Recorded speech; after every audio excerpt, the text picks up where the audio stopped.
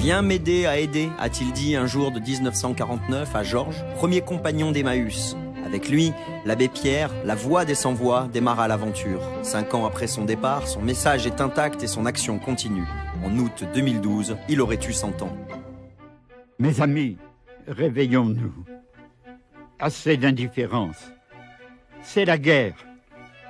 La guerre de défense contre la misère. Des appels comme celui-ci, l'abbé Pierre en aura lancé dans sa vie plus que la presse, la télé et la radio n'en peuvent compter. Pour dénoncer la crise du logement qui frappe la France d'après-guerre et soutenir son action, il saisit d'abord l'importance de l'interpellation politique, mais également le pouvoir de l'outil médiatique qu'il utilise pour faire porter sa voix et avertir l'opinion publique. Partout où il passe, les caméras sont là, mais son objectif reste le même, être au service des plus souffrants. Pourquoi vous engagez aujourd'hui dans un combat qui a l'air au-dessus de vos forces, là, physiquement? Mais parce que personne ne le fait. Les caméras ne seraient pas là s'il n'y avait pas le phénomène, le mythe Abbé Pierre. En 1945, il est sollicité pour entrer dans la vie politique. Il rejoindra notamment le Parlement. L'homme politique, pour ne pas devenir bête, a besoin d'avoir pas loin de lui ceux qui l'empêchent de dormir, qui lui empoisonnent l'existence. Et avec respect pour sa droiture d'homme, mais en étant la voix des sans-voix. Car c'est ça qui fait qu'un homme au pouvoir est bête. Le pouvoir ne voit pas la réelle hiérarchie des urgences. Grâce à son indemnité de député, il louera une maison à Neuilly-Plaisance qu'il rebaptisera Emmaüs. Un jour, un ancien forçat frappe à sa porte pour trouver refuge. C'est Georges, le premier compagnon de l'abbé. Et je lui dis, puisque tu veux te tuer, tu n'as rien qui t'embarrasse, ben regarde, il y a des familles, des mamans qui couchent dans des caves, et je m'efforce comme je peux dans mes temps libres, avec mon argent de député, de faire des petits logements, mais si on était deux, on pourrait tellement mieux faire, je peux rien te donner, mais toi, veux-tu me donner? C'était le désespéré qui devenait donateur. Il n'était plus le quémandeur qui demande, il était celui qui découvrait que par le lien d'une amitié, il devenait capable de changer de camp, d'être du côté des donateurs, des bienfaiteurs. Et parce qu'il a dit oui, le moment Emmaüs est né. Ah, si j'avais un franc 50, j'aurais bientôt 2 francs 50. Ah, si Début des années 50, c'est le temps des premières constructions d'abris. La cité des Champs Fleuris, puis d'autres comme les Coquelicots ou la Pomponnette. Parallèlement, les premières communautés s'organisent autour de l'activité de récupération. Preuve de la réussite de cette économie de solidarité, les compagnons gagnent ainsi en 1952 pas moins de 170 000 francs.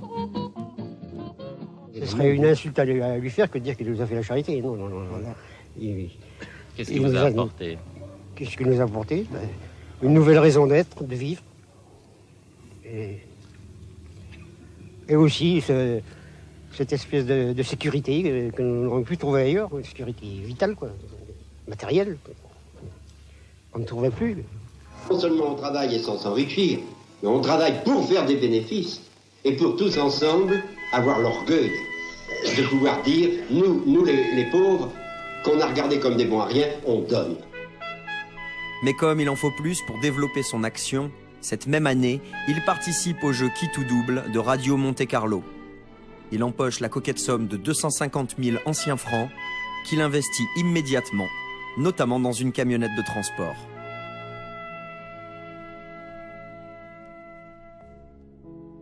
Mes amis, au secours. Une femme vient de mourir, gelée. Mais le véritable déclencheur, c'est ce que l'histoire retient sous le nom de l'appel de l'hiver 54. Le mercure talonne les moins 15 degrés alors qu'il propose à l'Assemblée nationale que soit débloqué 1 milliard de francs pour la construction de cités d'urgence. L'amendement est repoussé alors qu'un bébé meurt de froid au camp des Coquelicots, puis une femme. L'abbé s'empare des médias et lance son célèbre appel sur Radio Luxembourg. Il dresse une tente au Panthéon et harangue la foule. Les Parisiens répondent à l'appel, c'est l'insurrection de la bonté. De février à octobre, le mouvement récolte pas moins de l'équivalent aujourd'hui de 7 millions d'euros. La gare d'Orsay, rebaptisée Gare de l'Espoir, sert de centre de stockage pour les quelques 15 000 couvertures données. Des stations de métro sont mises à disposition des sans-logis. Et le 12 octobre, à l'hôtel Crillon, Charlie Chaplin, ayant entendu l'appel de l'abbé, lui remet en main propre quelques 2 millions de francs. Le gouvernement emboîte le pas et débloque 10 milliards sous la pression populaire. Une première bataille est gagnée. De ces événements fondateurs de 1954, le mouvement Emmaüs en tire bien plus que des dons, mais un véritable capital de sympathie inébranlable que l'abbé entretiendra toute sa vie. Monsieur l'abbé, c'est moi si jamais je bouge. Je vous kiffe. J'adore tout ce que vous faites. J'ai tous vos meubles à la maison. Qu'est-ce que tu as à lui dire? Total respect. Qu'est-ce que vous voulez que je vous dise de plus? Continuez, continuez. Mais t'as pas... Merci d'exister. Président, comédien, personnalité, en restant en prise avec son temps et avec les grands de notre monde, il s'assure que sa parole reste entendue. Les plus souffrants, l'abbé ne les voit pas uniquement en France. Au début des années 60, il amorce l'internationalisation de l'action d'Emmaüs. Le Japon, le Liban dès 1959, le Pérou en 66, mais aussi l'Argentine, l'Inde ou le Brésil, il part à la rencontre des bidonvilles du monde entier, rencontre les chefs d'État, pratiquant encore la contagion. C'est un succès à travers le globe, Emmaüs fait des émules et ce sont quelques 317 groupes membres du mouvement qui agissent aujourd'hui dans 36 pays. Vous parlez du Japon, de l'Amérique, de l'Australie. C'est-à-dire que vous passez le plus clair de votre temps maintenant à voyager. Comment se passent vos journées? Quel est votre travail? Pas le plus clair, mais enfin, je sais pas, peut-être pas loin de la moitié du temps, appelé auprès de telle ou telle de ces fondations qui, par leur éloignement du point d'origine, se trouvent souvent dans la solitude et pour lesquelles c'est certainement un grand appui. On me dit souvent, on a besoin du mythe Abbé Pierre. Je vais faire un petit tour par là. Et c'est vrai que ça apporte une grande aide. Parfois, pour des interventions auprès des pouvoirs politiques, nous avons des activités sous des régimes les plus variés. Et c'est vrai qu'il arrive que ça soit une grande utilité que j'y aille. C'est un nouveau cri de colère pour l'abbé Pierre.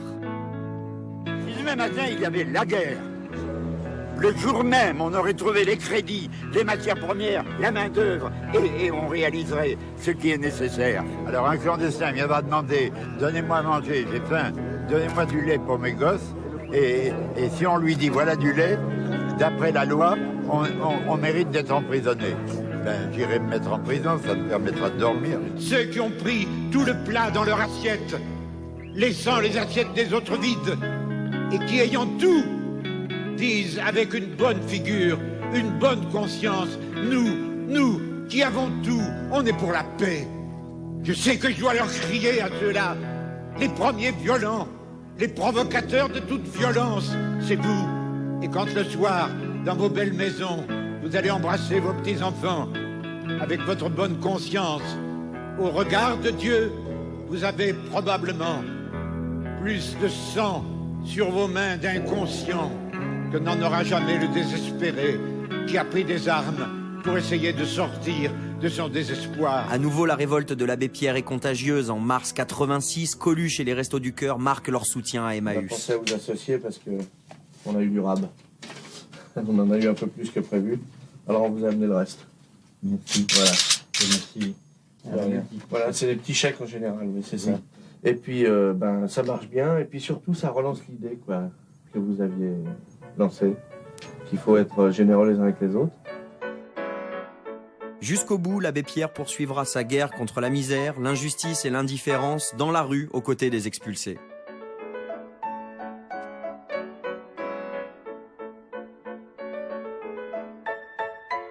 Toujours aux côtés des politiques à qui il rappelle incessamment l'urgence de son combat, comme en 1992 où, promu grand officier de la Légion d'honneur, il refuse de porter la croix jusqu'en 2001 pour protester contre le refus de l'État d'attribuer des logements vides aux SDF.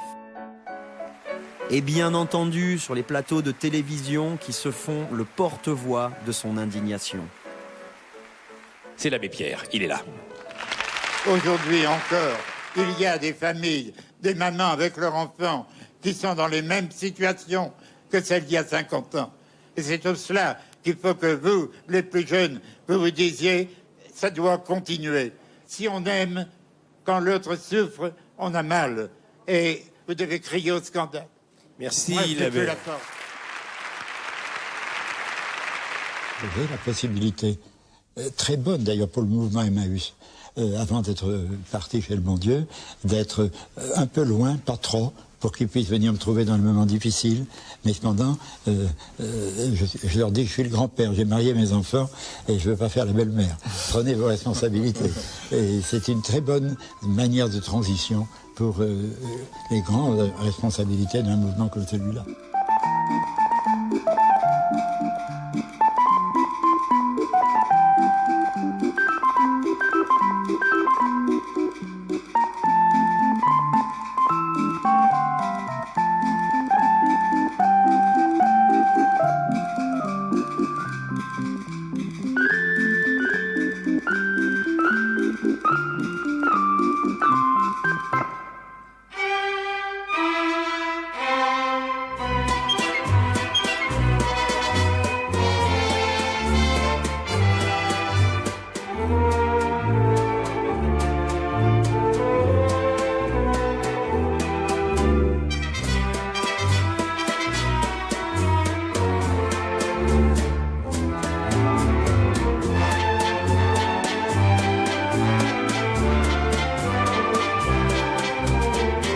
Mes amis, mes petits-enfants, j'ai décidé de partir en vacances.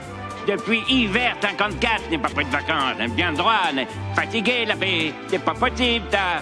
C'est battu toute ma vie pour les miséreux, pour leur trouver un toit et à manger.